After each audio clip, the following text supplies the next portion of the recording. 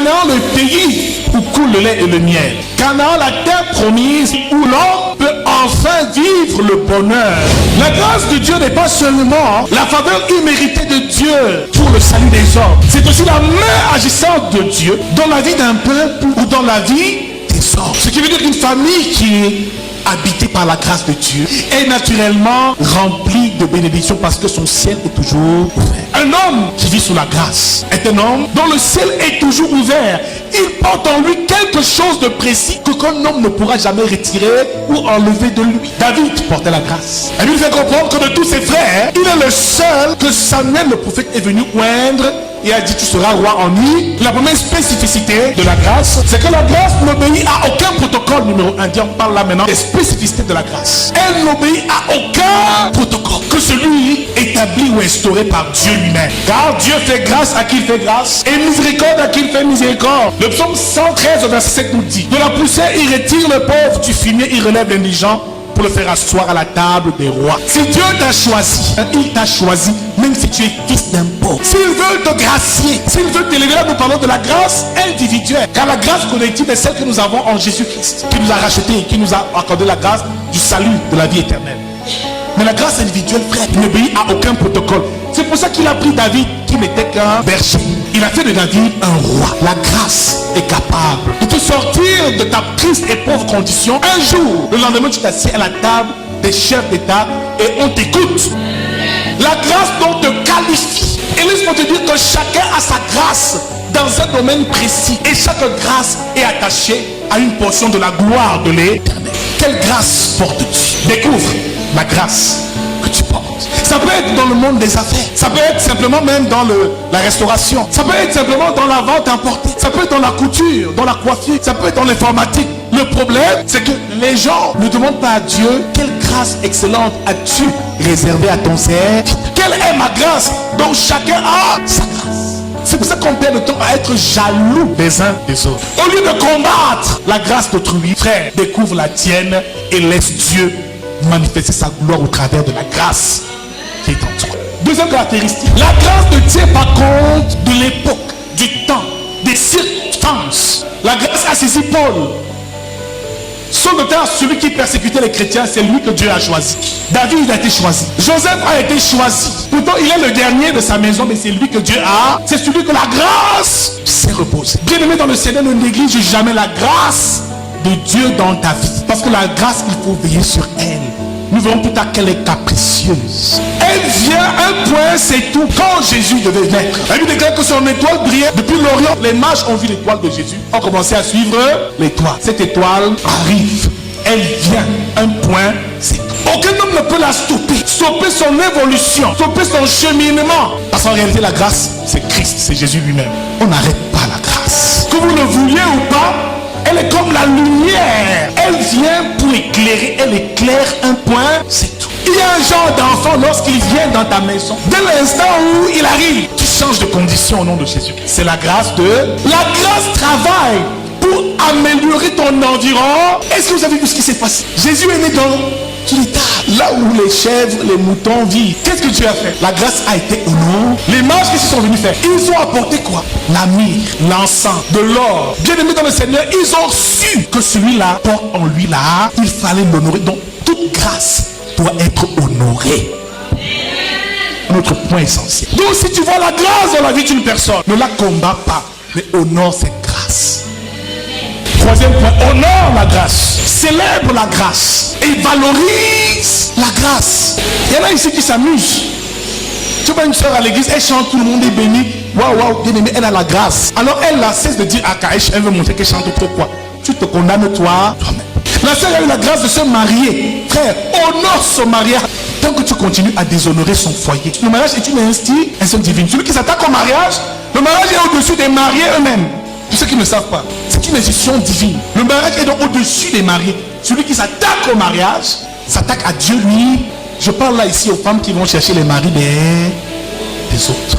Ça veut dire que tu as déshonoré le mariage du prochain. Frère, c'est le même moment pour toi de te priver de mari toute ta vie. La grâce doit être honorée. doit être protégée, doit être conservée. On doit veiller sur la grâce car la grâce est capricieuse. Elle doit donc être entretenue. Toute grâce excellente dans ta vie doit être entretenue par une vie de consécration et de prière, une vie dans l'obéissance à Dieu. Certains ont eu la grâce, mais ont fini par la perdre. Tu étais jeune, tu étais encore belle, mais ta beauté pendant de longues années c'était seulement la fête, les sorties. Tout le monde t'a proposé un mariage, même les ministres. Tu as dit non, je ne suis pas prête. Mais à un moment là, quand 40 ans ont commencé à sonner, la grâce était déjà passée. Le seul moyen de maintenir la grâce que nous avons reçue, c'est de marcher dans l'obéissance à Dieu. Elle a eu à saisir plusieurs personnes dans l'histoire biblique. Nous avons parlé de Joseph, qui était le Benjamin de sa maison. Nous avons parlé de David, le roi David. Depuis la Genèse, même la grâce a saisi Abel. Car la Bible a déclaré que Dieu prit plaisir au sacrifice d'Abel, contrairement au sacrifice de Caïn. Noé et sa famille aussi par la suite, Genèse chapitre 6, a été gracié par Dieu et a été choisi pour abriter la prochaine famille qui devrait remplir la terre. C'est la grâce de Dieu.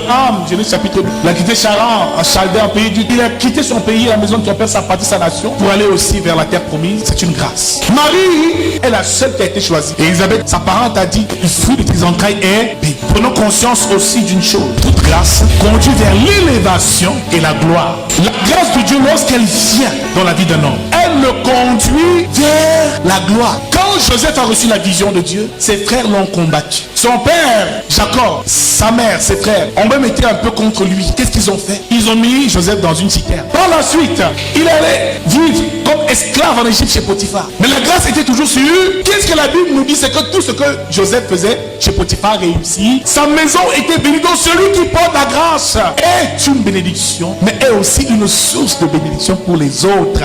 Quelqu'un qui porte la grâce, quand il arrive chez toi, tu es béni. Lorsqu'il commence à travailler, pour toi tu ressens que l'entreprise, ce genre de personne la laisse. Le genre de femme, quand tu l'épouses, tu sens que ta vie est transformée, tu es dans la paix. Frère, ne la quitte jamais. Le genre d'homme que quand tu rencontres, ta vie commence à se transformer. Car la grâce transforme l'environnement, modifie ton environnement. Jésus était dans les tables, mais voyez-vous les cadeaux qu'il a eu. Bien aimé dans le Seigneur, ils ont donné à Jésus de l'or, de l'encens et de la myrrhe. Toutes ces choses étaient précieuses. La femme de Potiphar prend Joseph. Elle l'accuse de l'avoir violé et on envoie Joseph même en prison. La grâce de Dieu l'a suivi. Il est devenu le gouverneur de la prison. Gouverneur des prix, qui est devenu la grâce aussi, est accompagné de persécutés. Il y en a qui sont persécutés là, c'est à cause de la grâce de Dieu qui a. Donc c'est pas le diable. Joseph se retrouve donc en prison. Malgré tout, frère, il continue d'exercer cette grâce. Ce qui veut dire le potentiel lié à la grâce qu'il a reçue. Quelle grâce il avait? Il savait interpréter les... C'est grâce à ça qu'il a pu sortir de prison. Il a été repéré par Pharaon afin d'interpréter un songe, frère. Ta grâce, il faut la... Et il faut l'expérimenter. Marie à elle seule, après avoir reçu la grâce, la promesse de l'Éternel, la grâce de Dieu dans sa vie, elle a commencé à avoir des problèmes avec Joseph, son propre. Tu as pris l'enfant là, n'est-ce pas? C'est la grâce. Donc tu peux avoir, Dieu peut t'avoir fait grâce, mais ça ne t'empêche pas d'être dans des situations difficiles. Mais Dieu t'a pourtant fait grâce. Voici la promesse de Dieu. Tu enfanteras de Jésus. Une telle promesse, frère, c'est pas tout le monde qui a eu cette promesse sur cette terre. Mais bien aimé, elle se heurtait à une première difficulté. Première difficulté, Joseph, son mari, il allait dire, elle qui était encore vierge. Deuxième difficulté, elle allait se heurter à la haine de la communauté, à l'oppression de sa communauté. Parce qu'une femme qui concevait avant d'être mariée devait être lapidée selon la loi. Après cette grâce, elle a dû même, c'était Dieu. Parce que si Marie, elle allait se faire recenser, et par la suite, lui a couché dans l'étable. C'est qu'il n'y avait pas moyen. Amen. Tellement il n'y avait pas moyen d'accoucher dans un bon hôtel, dans un bel hôpital 4 étoiles. C'est dans l'étable qu'elle a. La grâce était. Dieu veillait. La main de Dieu était. Elle a même dû fuir la persécution. Elle allait se réfugier en Égypte avec sa femme. Tu peux avoir reçu la grâce, mais vivre des persécutions terribles si tu ne sais pas que c'est à cause de cette grâce que les gens te persécutent. Peut-être que tu ne le perçois. Mais quand les sorciers font leurs choses et leurs incantations, ils voient ton étoile, ils voient ce que Dieu a prévu pour toi. Et tu te retrouves constamment persécuté. Seigneur, mais qu'est-ce qui se passe? Alors parfois cette persécution-là est le signe même que la grâce t'a visité. Étape après étape, épreuve après épreuve, la grâce te conduira toujours quelque part. Mais surtout le lieu où la grâce conduit chaque homme, c'est la gloire. c'est la gloire.